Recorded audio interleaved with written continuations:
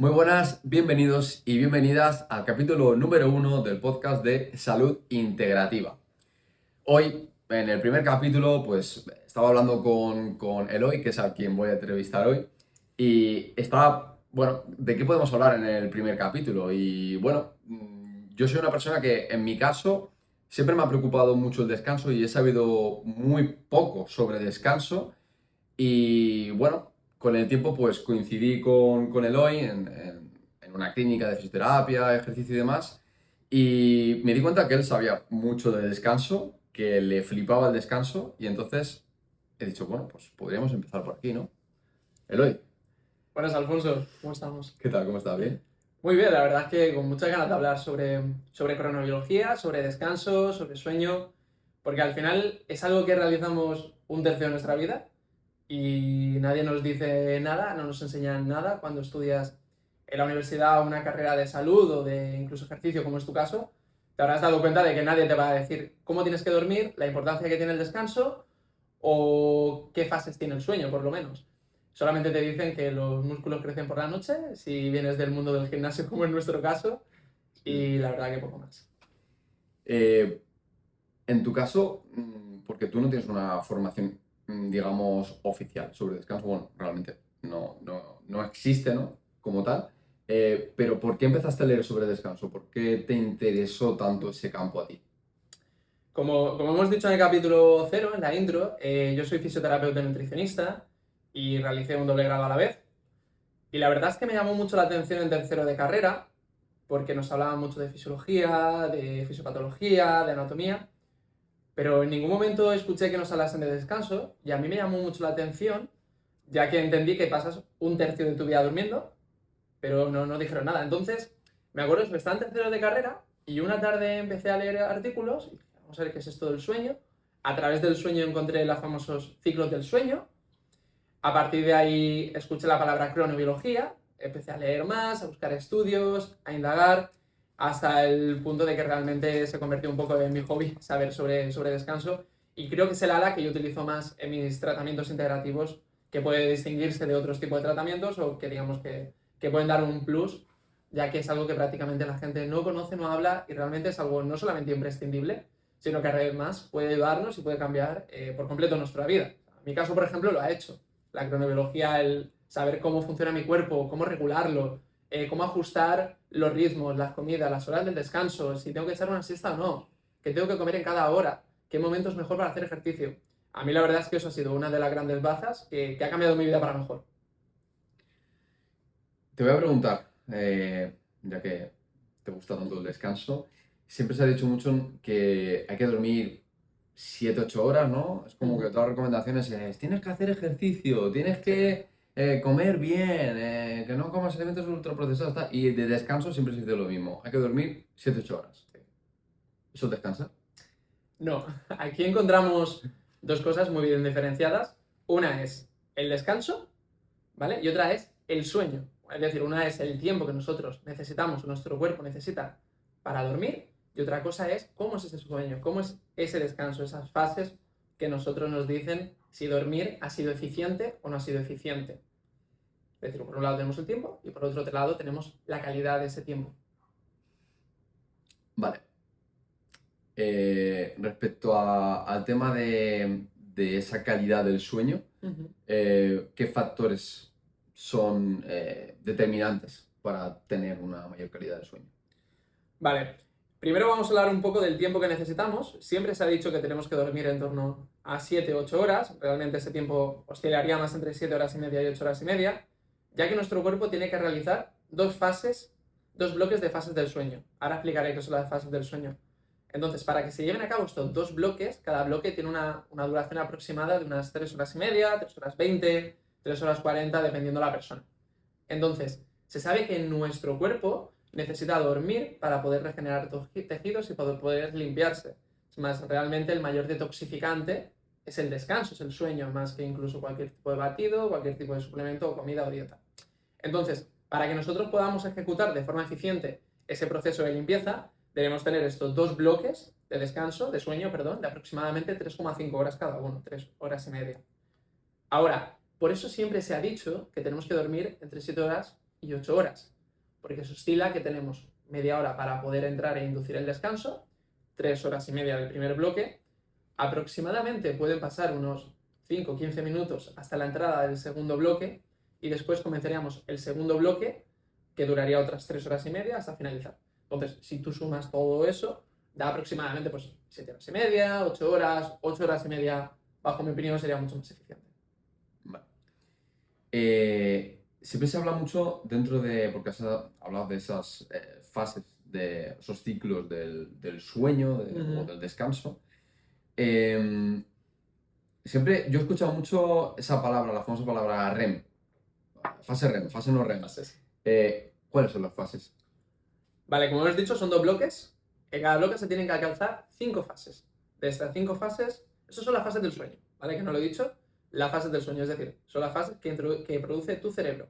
Estos son, digamos, diferentes cambios de ondas que se dan en nuestro cerebro y diferentes procesos de conexiones neuronales. Lo que ocurre es que se dan 5. Las 4 primeras son fases no REM. REM significa movimiento rápido de ojo en inglés, Rapid Eye Movements. Y por último se daría la fase REM. Estos se suelen llamar también como fases profundas o fases superficiales. ¿Qué es lo que ocurre? Las fases van siendo más profundas en la parte no REM conforme vamos bajando. Es decir, la fase 1 es superficial, la fase 2 sería una intermedia superficial, la fase 3 sería una intermedia profunda y la fase 4 del sueño no REM sería una fase profunda. Y por último pasaríamos a la fase 5 o la fase REM, que a su vez es una fase superficial, es decir, como si cogiéramos un triángulo al revés y empezaríamos de fase no REM 1 hasta fase no REM 4, que sería el piquito, y volveríamos hasta arriba, que sería la fase REM, o la fase 5 del descanso. Entonces, lo que suele ocurrir es que cuando nosotros descansamos, se llevan a cabo todas estas fases. El problema viene cuando nosotros no llegamos a profundizar en todas las fases del sueño. Es en estos momentos en los que realmente nuestro cerebro no es capaz de limpiarse y nuestro cuerpo no es capaz de ni de regenerar tejidos ni de llevar a cabo funciones vitales. Por eso es tan importante que cuando tenemos un sueño que sea eficiente, que sea productivo, que realmente ese sueño sea de calidad. Esta es una de las razones por las que muchas personas, cuando nos vamos a dormir, o muchos, no quiere decir que esto tenga que pasar siempre, pero días en los que nos vayamos a dormir, dormimos, pero no descansamos. Nos despertamos más cansados de lo que nos levantamos. Típico.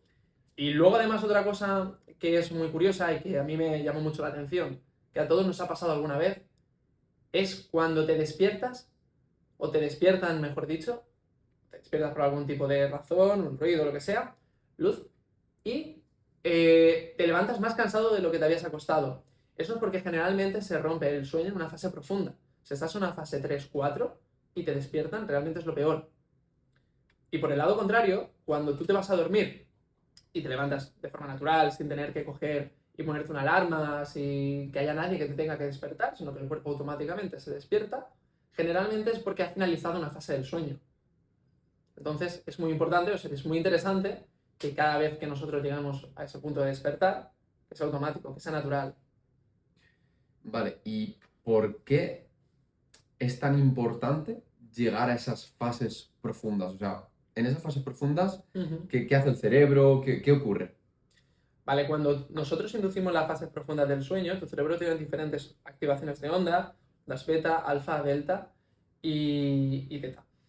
¿Qué es lo que ocurre? Cuando nosotros tenemos que ir a las fases más profundas, es decir, nuestro cerebro baja, disminuye esa activación de ondas, básicamente nuestro cerebro deja de funcionar. Es cuando, no es que deje de funcionar, pero bueno, digamos que induce una activación mucho más calmada. Es cuando el cuerpo es capaz de empezar a producir procesos de limpieza. Realmente por la noche es cuando funciona el sistema inmunitario y por el día el sistema nervioso. Entonces, si nosotros no somos capaces por la noche de calmar a nuestro sistema nervioso, el sistema inmunitario no puede coger y domar el cuerpo y poder empezar a producir sus propios procesos. Por esto es también imprescindible, cuando alguien tiene una infección, está resfriado, está malo, tiene una lesión, Te iba a ¿vale? preguntar por eso. Nosotros trabajamos sobre todo con gente con lesión, que descanse bien, porque es el momento, el sueño, ese momento es en el que tu sistema inmunitario se activa, el sistema nervioso se apaga. Y si tu sistema nervioso no se apaga, tu sistema inmunitario no se puede activar. Entonces, no se puede regenerar un tejido. Aprovecho para puntualizar que si tú tienes una herida, que esa herida cicatrice, una herida puede ser en la piel, puede ser en un músculo, puede ser en un hueso, puede ser en cualquier otro órgano. Necesita que vaya el sistema inmunitario y regenere el tejido. Entonces, volvemos otra vez al punto de inicio. Si tu sistema nervioso está activado y no está calmado y no es capaz de disminuir su activación y dejar paso a que el sistema inmune pueda empezar a trabajar, es prácticamente imposible. Vale. Bueno, creo que me ha quedado a mí bastante claro esta parte. Supongo que a los que nos están escuchando, pues también. Cambiando un poquito la parte de hablar exclusivamente de sueño, tú a mí alguna vez me has comentado que existen ciclos famoso, el ritmo circadiano, es como el que todo el mundo conoce, bueno, todo el mundo conoce, todo el mundo ha escuchado, pero realmente no suele saber de qué va, ¿no? ¿Cuáles son esos ciclos? Vale, bueno, encontramos generalmente 3 ciclos y estos son los ciclos biológicos. A diferencia de lo que son las fases del sueño o el descanso, encontramos los ciclos. Esta realmente es la base de la cronobiología. Cuando hablamos de cronobiología, hablamos de cómo nuestro cuerpo o cómo la biología se regula como un reloj. Entonces se estipulan 3 tipos de ciclos o 3 tipos de relojes. En primer lugar estarían los ritmos circadianos, que son los que, digamos, se representan a través del reloj diario o el reloj diurno, día y noche, que son 24 horas. Esto es un reloj circadiano. Por ejemplo, nuestro cuerpo tiene un proceso circadiano a la hora de dormir y estar en vigilia. Vigilia es cuando estamos despiertos. Tú normalmente duermes por la noche unas 8 horas y estás unas 16 horas despierto. Esto realmente tiene un matiz, porque nuestro cuerpo teóricamente tiene un proceso circadiano de 25 horas, pero como el proceso lunar es de 24 horas con algo, generalmente pues, nuestro cuerpo se suele regular por la exposición a la luz, las comidas, el ejercicio, y porque al final cada día nosotros realizamos los mismos patrones. Por otro lado tenemos los ritmos infradianos. Los ritmos infradianos son los que duran más de 24 horas. Un ejemplo muy claro es la menstruación en el caso de las mujeres. ¿Vale? Viene cada 28 días, en principio. Entonces, eso sería un ritmo infradiano. Y por otro lado tendríamos los ritmos ultradianos. Estos ritmos son los que duran menos de 24 horas. Desde, por ejemplo, la producción de cortisol y testosterona en nuestro cuerpo, de insulina y glucagón, hasta, por ejemplo, incluso las fases del sueño, podríamos considerarlo, que son procesos infradianos, ¿vale? Perdón, ultradianos, que duran menos de 24 horas. Vale. Así, a grandes rasgos, o sea, estos ciclos, por ejemplo, has explicado el tema de la insulina y demás, esos duran poquito, también tienen mucho que ver con la alimentación. Sí. Es importante tener en cuenta estos ciclos a la hora de hacer ejercicio o comer, por ejemplo. Es muy importante tenerlo en cuenta. Sí, es muy importante y déjame puntualizar una cosa que se me ha olvidado antes de comentar, es el tema de la melatonina, que no sé si tenías apuntado para preguntármelo después, pero bueno, nos adelantamos ya. La melatonina es una hormona que produce nuestro cuerpo, ¿vale? Y la melatonina de forma natural, aprovecho para decirlo dentro de los ritmos circadianos, que se produce siempre a las mismas horas. Sobre todo que es en la puesta del sol. Cuando empieza el crepúsculo, cuando empieza el sol a esconderse, tu cuerpo de forma natural empieza a producir melatonina. Y está produciéndose sobre todo en el pico de la noche, dependiendo tu cronotipo, pero es decir, cómo es tu ritmo circadiano, pero aproximadamente se produce entre las 11 y las 2 de la mañana el pico máximo de melatonina, y a partir de ahí pues bueno, se produce un pico y empieza a bajar a lo largo de la noche, hasta que por la mañana, generalmente debería ser cuando comienza el amanecer, empieza a disminuir o prácticamente es inexistente la cantidad de melatonina que queda en tu cuerpo. Partiendo de ahí, aprovecho para decir que sí, nuestro cuerpo realmente, todos los órganos tienen relojes.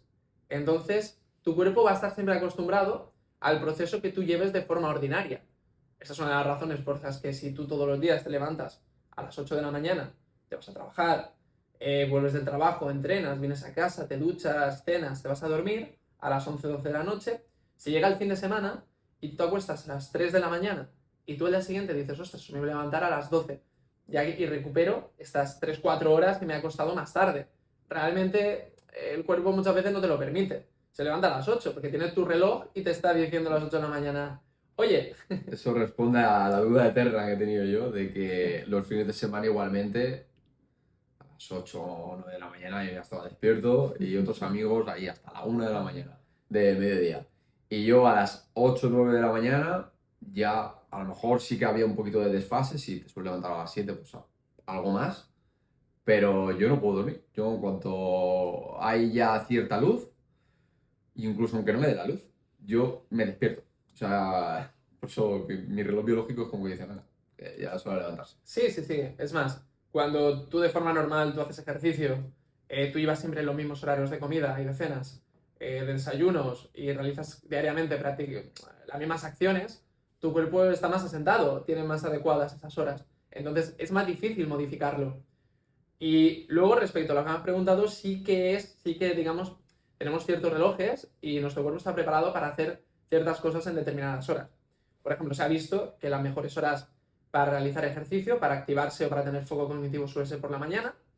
La mejor hora, por ejemplo, para tener sexo es alrededor de mediodía, entre las 10 y las 2 del mediodía, por la producción de testosterona. Las horas para comer deberían ser desde 1 o 2 horas posterior a despertarnos o al amanecer hasta unas 2 o 3 horas antes del crepúsculo o antes de irnos a dormir. Por eso se suele decir que hay que respetar el ayuno nocturno, que las personas que comen por la noche tienden más a engordar, porque es verdad, porque el cuerpo produce... Pero salud también, en líneas Exacto, generales. exacto. Pero Porque digamos que eso es una de las cosas más importantes que hay que tener en cuenta, que posiblemente si una persona come por la noche, principalmente una de las cosas que tendría que hacer es no comer por la noche. O sea, de hecho también, que te podré preguntar después también un poco por encima sobre ayuno, pero realmente si respeto simplemente las horas de luz, ya estoy metiendo como un ayuno de unas 12 horas Exacto, y con eso te sobra ya para estar ayunando, ¿no? exacto. Que no tenían por qué ser el famoso 16-8, que puede ser también simplemente no comer por la noche. Exacto. Ahora, si ponte que son, gente que son las 9 de la noche, dejas ya de comer hasta las 9 del día siguiente, ya estás haciendo un ayuno, ¿no? Sí, sí, es así, es más. Realmente cuando nosotros trabajamos en consulta, lo que solemos decir es, la persona que a lo mejor cena muy tarde, a las 12 de la noche, desayuna a las 7 de la mañana, no está respetando este ayuno nocturno, entonces respétamelo. Y aprovecho para añadir que ya no es solamente que a mí me dé la gana de decir que la cronobiología es importante, porque he leído mucho y realmente tiene un factor relevante en nuestra salud y ya no en nuestra salud, sino en nuestra performance. Como he dicho, desde que tú te encuentres con más energía, que tengas mejor humor, hasta que tu sexualidad sea mejor. O sea, es que todo realmente es relevante en el campo de la cronobiología, no en el campo de los ritmos circadianos, ultradianos y infradianos. Sino que además se ha visto que nuestro intestino, nuestro estómago, necesita tener 12 horas de ayuno para que se produzca un proceso que es el complejo migrator motor, que son una serie de movimientos que realiza el intestino para limpiarse. O sea, es decir, si no pasan al menos 11 o 12 horas, realmente tu intestino no se limpia. Entonces, es importante que todos los días pase el camión de la basura. Entonces, es importante que tú todos los días intentes dejar al menos esas 11 o 12 horas de ayuno para que tu intestino se pueda limpiar y tú puedas seguir dándole comida, dándole energía, porque como ya he dicho antes, el sistema inmunitario es muy importante, pero es que además el 80% del sistema inmune está en el intestino. Entonces, hay mucha relación entre la comida y el descanso de la cronobiología. Tema bastante interesante y bueno, algo de lo que se habla muy poco y es algo que habría que darle pues, un poquito más de importancia. Tampoco hay que obsesionarse a lo mejor con los horarios, pero sí que tener pues, ciertas pautas a tener en cuenta para mejorar tu salud, a rasgos generales, ¿no? Sí. Entonces, ¿te parece que comentemos alguna herramienta para mejorar el sueño? O hablamos entonces, porque te quería hacer una pregunta sobre dolor, Sí. ¿vale? Porque imagino, si al final el descanso es tan importante, sobre todo con el tema de regenerar tejidos y lesiones, respecto al dolor, una persona que no duerme se puede recuperar de un dolor crónico, por ejemplo, de dolor de espalda, que es a lo que más me dedico yo o lo que yo más veo. Sí, no, completamente. Es más, yo de primeras ya hablamos de cómo la falta de descanso puede influir en el dolor. Yo lo he visto en consulta, cuando llega la gente y te dice, ostras, es que me duele más, después de he estado, llevamos 2 semanas sin vernos, después de tratarme a los 3 4 días empecé a mejorar mucho, y a la semana después he empeorado otra vez. Y cuando tú te pones a hacer un análisis de qué es lo que ha estado haciendo esa persona, como vale, el tratamiento ha sido efectivo, tú miras, por ejemplo, con el ecógrafo en el caso de una lesión y ves que el tejido está mejor, la persona ha hecho las pautas bien, pero a lo mejor coge y te dice, no, es que no puedo dormir porque he tenido más estrés en el trabajo, está hasta tarde con el móvil, me ha acostado más tarde, mi chiquillo que tengo un bebé de 3 meses me ha despertado 4 veces, he tenido problemas con mi pareja o mi madre está enferma y entonces no he podido descansar bien. Entonces ahí te dabas cuenta, por ejemplo, me daba cuenta ahí de que sí que tenía el papel tan importante que yo creía. Y el por qué, también indagando un poco más en la parte científica, te das cuenta de que al final todo el proceso de neurotransmisión que se da son procesos nerviosos. Cuando una persona no descansa, no elimina los depósitos de adenosina, que son digamos, los residuos que quedan después de que nosotros hagamos una actividad diaria o tú estés todo el día despierto. Y además, el glutatión, que es, como he comentado antes, el mayor antioxidante y que existe, el antioxidante y además es el mayor detoxificante del cuerpo, no se producía. Entonces, ¿qué es lo que pasa? No solamente se van acumulando restos de residuos en la transmisión neuronal, sino que por otro lado también esa transmisión era más torpe. Al final esto lo hemos vivido todos, de que tú estás un día sin dormir y al día siguiente estás torpe. No tienes capacidad de razonamiento, piensas más lento, actúas más lento, te mueves más lento. Entonces todos somos conscientes de que puedes estar un día sin moverte, un día sin comer, pero estar un día sin dormir, los perjuicios son muy graves a corto plazo. Y a nivel de dolor, como ya he comentado, no es solamente de que la persona se encuentre peor, de que tenga menos energía, esté más cansada, esté más fatigada, tenga menos capacidad de concentración, sino que además la menor tolerancia al dolor es algo real, es algo fisiológico, es decir, a nivel de neuronas se está produciendo una acumulación de toxinas. Entonces, si tú tienes más residuos, vas a notar más el dolor. Porque al final, básicamente, para simplificarlo un poco, digamos que el dolor puede ser una señalización masiva de residuos. Entonces, al final lo estás acumulando en mayor cantidad. Vale, entonces es una cosa importante tener en cuenta. Si alguien tiene dolor, pues tener en cuenta que tiene que dormir y que tiene que aplicar las herramientas que me vas a contar ahora a grandes rasgos. Tiene que aplicarlas para poder reducir su dolor.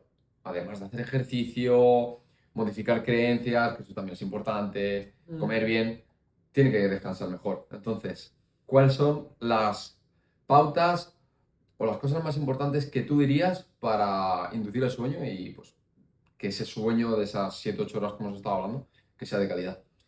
Sí, aquí tenemos dos bloques también. Como hemos dicho, uno primero es que el sueño, que esa persona siempre intente dormir mínimo 7 horas. Es que con menos de 7 horas realmente no vamos a tener un sueño de calidad ni de lejos.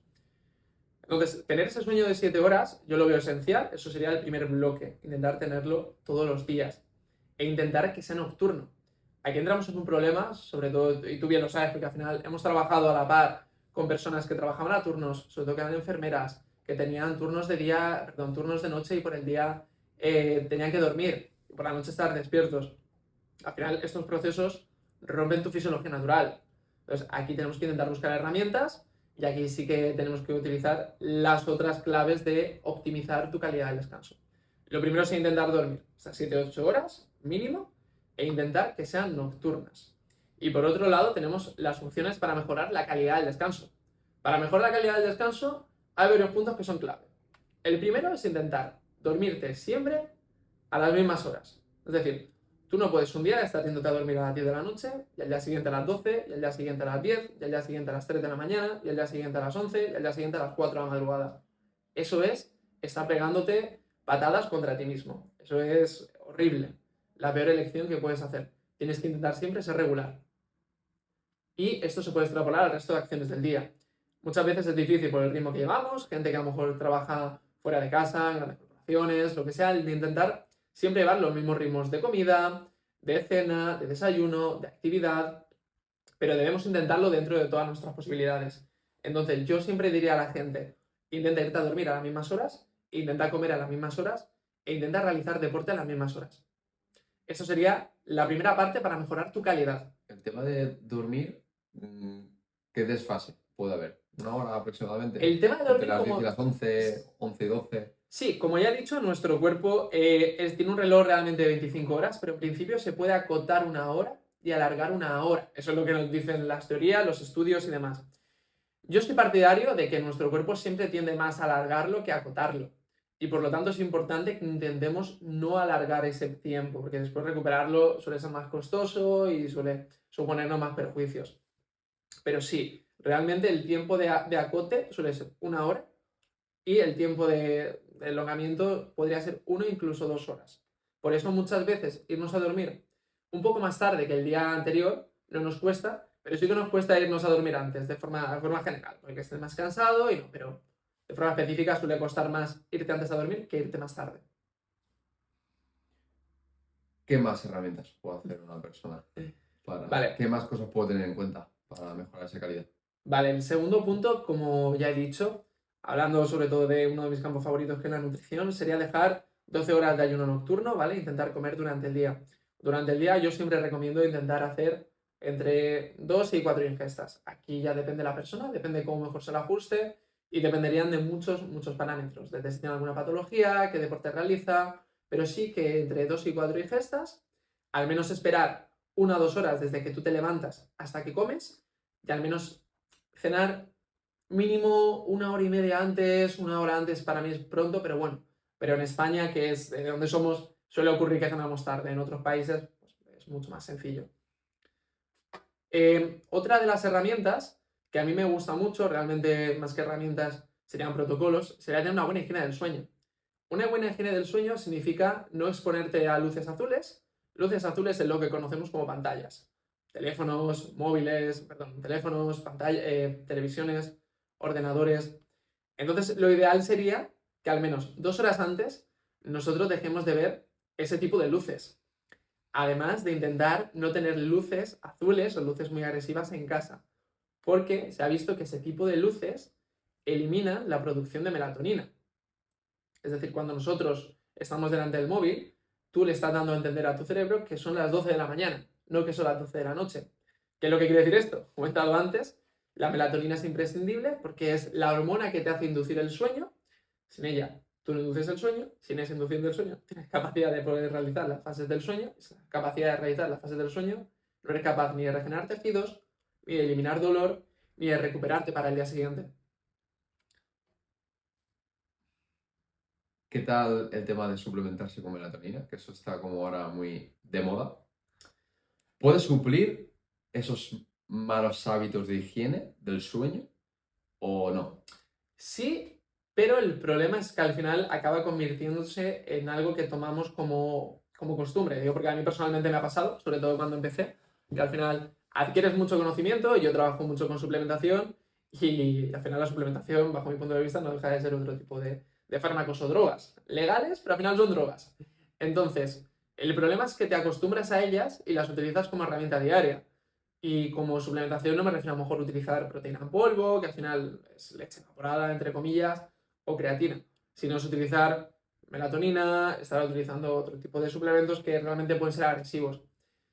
La melatonina teóricamente es segura. Es más, las dosis que se venden en España, que es un máximo de 1,98 miligramos por cada cápsula, es de risa. O sea, se ha visto estudios que pueden meter hasta 500 miligramos. Con esto no quiere decir que nadie tenga que hacerlo, pero se ha visto estudios de hasta 500 miligramos con dosis seguras. Las dosis terapéuticas rondan en torno a los 10-20 gramos. Aprovecho para decir que si alguien quiere tomar algún tipo de suplemento o fármaco o melatonina, que se informe bien o que lo consulte, por favor que lo consultéis con alguien que sepa, ¿vale? Con un nutricionista, un PNI, alguien del mundo de la suplementación. Pero a pesar de ser segura, no deja de ser un fármaco. Y no deja de ser algo externo que a ti te ayuda a regularlo. Entonces, de forma puntual, a mí me parece una herramienta increíble. Yo la utilizo cuando realmente he tenido mucho trabajo, he trasnotado por motivos de ocio, estoy muy cansado, tengo algún problema A personal. lo mejor sabes que vas a dormir pocas horas. Exacto, Y dices, vale, pues lo me aprovecho. meto un poco ese chute, ¿no? Sí, entonces ese chute y descansas mejor. Pero no es óptimo. Aprovecho para decir que si tú tomas melatonina, no basta con tomar melatonina. Tienes que tomar melatonina y al día siguiente tienes que seguir teniendo esa higiene del sueño. Tú la melatonina la utilizas para regular, no para evitar o no para suplir el funcionamiento interno de tu cerebro. Y aprovecho para decir que lo óptimo, por otro lado, es que tú durante el día te expongas a luces, luz solar. Porque al final, una cosa que no se suele decir, a veces trabajamos o prácticamente todo el mundo trabaja dentro de oficinas o dentro de habitaciones, la luz solar tiene hasta entre 10 y 100 veces más lux, ¿vale? O sea, los lux, lo que viene siendo la iluminación del sol, es entre 10 y 100 veces más fuerte que cualquier tipo de bombilla. Por lo tanto, es insignificante la luz, la exposición realmente solar que pueda hacernos una bombilla con la que pueda hacernos la luz del sol de forma natural. Así que hay que tomar o ver por lo menos la luz del sol y aunque esté nublado, sal a la calle. Que está bien que veas el sol y que te dé la luz. Te voy a hablar de dos que yo he escuchado y si quieres, pues ya podemos ir terminando el tema, pero la temperatura de la habitación es importante, ¿no?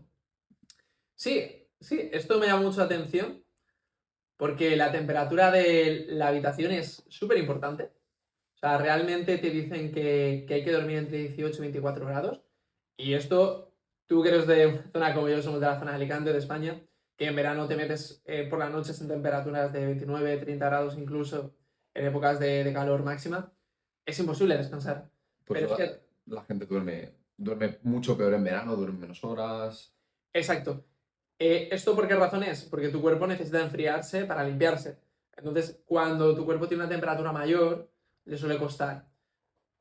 Yo creo que deberíamos también acostumbrarnos un poco, las personas que somos de zonas más cálidas, y la verdad es que hoy en día con el calentamiento global, muchas zonas, pero estamos, yo el otro día en septiembre, estamos en época de septiembre, mediados de septiembre más o menos, estaba en Holanda y estaba por la noche a 27, 28 grados durmiendo, o sea que es una temperatura altísima para ser Países Bajos, para ser septiembre, que en principio deberían hacer 15, 12, 15 grados por la noche y más que duplicaba la temperatura.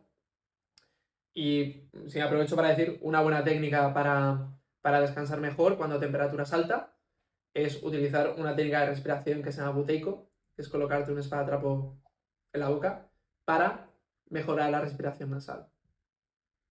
Eso nos dará para otro Eso, podcast, eso da para otro podcast. para profundidad. Respiraciones, esa va a molar. Y la otra que te quería hacer es dormir solo en pareja con tu perro. Está muy buena, ¿eh? Esta es una de las cosas que a mí me llamó la atención. Porque la gente, yo he escuchado mucho lo de dormimos en camas separadas. Sobre todo a lo mejor ya gente más mayor, que llevan casa, ya no se aguantan ya de 20, 30 años juntos. Cada uno duerme en una habitación. Sí, sí. ¿Tú qué has leído sobre esto? Bueno, lo primero, creo que si no quieres dormir con tu pareja, cambia de pareja. O porque tienes un problema con ella, con ella. Y luego, sí, a mí es una cosa que me llamó la atención, porque yo la verdad es que había, vamos, antes de empezar con todo este proceso de aprender sobre el descanso, tenía pareja, luego una época que dormí solo y luego otra vez empecé a dormir con mi pareja y yo decía, hostia, tío, es que no duermo bien, no duermo igual de bien. Entonces, leyendo, habían estudios que nos indicaban que realmente la gente que dormía con su pareja, por estadística, dormía mejor. Entonces, yo sí que suelo decir científicamente siempre de broma, si duermes con tu pareja, vas a dormir mejor. Tema de animales no lo sé, no he leído nada al respecto, la verdad es que tiene que ser también interesante, no tengo animales. Pero tema de parejas, sí que sé que descansas mejor, teóricamente, cuando es con tu pareja, y bajo mi opinión personal es que duermo mejor con mi pareja. Aquí entran muchas cosas en juego. Si tu Porque pareja ronca. la pareja ronca, se mueve mucho, ¿qué hacéis antes de dormir? Eso es. Aquí es donde viene la parte interesante de la entrevista, lo que más te apetece. Sí, que interesantísimo. Tener sexo ayuda a dormir.